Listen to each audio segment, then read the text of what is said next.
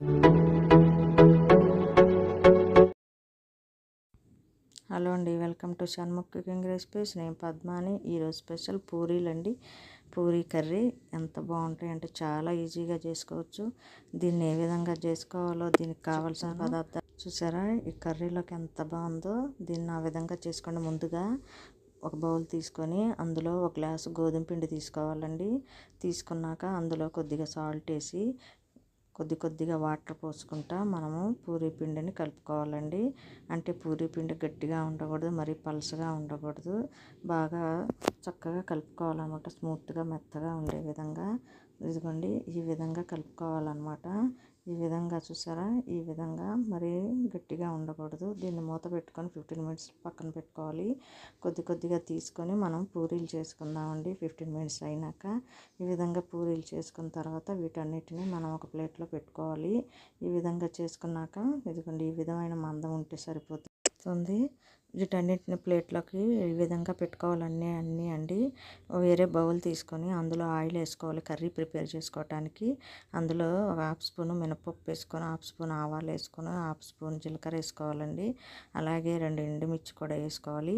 ఈ విధంగా వేగిన తర్వాత ఉల్లిపాయలండి, ఒక 2 ఉల్లిపాయలు అనమాట సన్నగా పొడుగ్గా కట్ చేసుకొని వేసుకోవాలి. ఆయిల్లో వేసుకున్నాక మనం కాస్త స్లోగా సిమ్లో పెట్టుకొని మగ్గించుకోవాలన్నమాట. ఇందులో కొద్దిగా సాల్ట్ వేసుకోవాలి. తగినంత సాల్ట్ వేసుకోవాలండి. వేసుకున్నాక హాఫ్ స్పూన్ పసుపు వేసుకోవాలి. ఈ విధంగా వేపుకుంటూ ఉండాలండి. వేపుకుంటూ ఉంటుంటే ఈలోపు మనం ఒక టమాటా అనమాట సన్నగా ముక్కలు కట్ చేసుకుని ఒకటి చాలండి టమాటా వేసుకోవాలి. ఇందులో కొద్దిగా కరివేపాకు కూడా వేసుకోవాలి. ఇవన్నీ కాసేపు మగ్గనిచ్చుకోవాలన్నమాట. పచ్చిమిర్చి కూడా ఒకటి వేసుకోవాలి. ఇది కారం ఉన్నది కాబట్టి ఒకటి సరిపోతుంది. ఈ విధంగా వేపుకోవాలండి. వేగిన తర్వాత మగ్గించుకోవాలి బాగాను. ఇందులో 2 బంగాళదుంపలు ఉడికించుకోవాలండి. ఉడికించుకొని ఈ ఉల్లిపాయ ముక్కల్లో వేసేసుకొని కాసేపు వేపుకున్న తర్వాత ఒక 5 నిమిషాలు మూత పెట్టుకోవాలండి.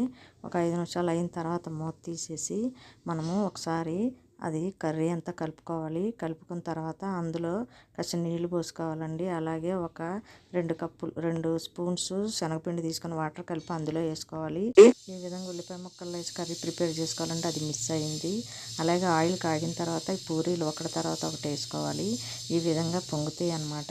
చూసారా ఎలా పొంగిందో? అలాగే రెండో పక్క కూడా పొంగించుకొని మంచి గోల్డ్ కలర్ వచ్చే విధంగా ఈ విధంగా వేపుకోవాలండి. వేపుకున్న తర్వాత ప్లేట్లో పెట్టుకోవాలి. అలాగే రెండోది కూడా పూరీలు కూడా ఈ విధంగానే అన్నీ ఒకటి తర్వాత ఒకటి మనం వేపుకోవాలి. వేపుకున్న తర్వాత వీటన్నిటిని ప్లేట్లోకి పెట్టుకోవాలి. చూసారా? ఈ విధంగా అన్నీ ప్లేట్లోకి పెట్టుకొని తర్వాత మనం ఈ కర్రీ ప్రిపేర్ చేసుకున్నాం కదండి. ఈ కర్రీ కొంచెం వీడియో మిస్ అయిందండి చివరిలోది. ఈ విధంగా కర్రీ ప్రిపేర్ చేసుకొని పూరీ కనుక ఇందులో నంచుకొని తింటే అబ్బా ఎంత బాగుంటుందంటే ఆ విధంగా చేసుకోండి. ఇది కనుక మీకు నచ్చినట్టయితే లైక్ చేయండి, షేర్ చేయండి, సబ్స్క్రైబ్ చేయండి.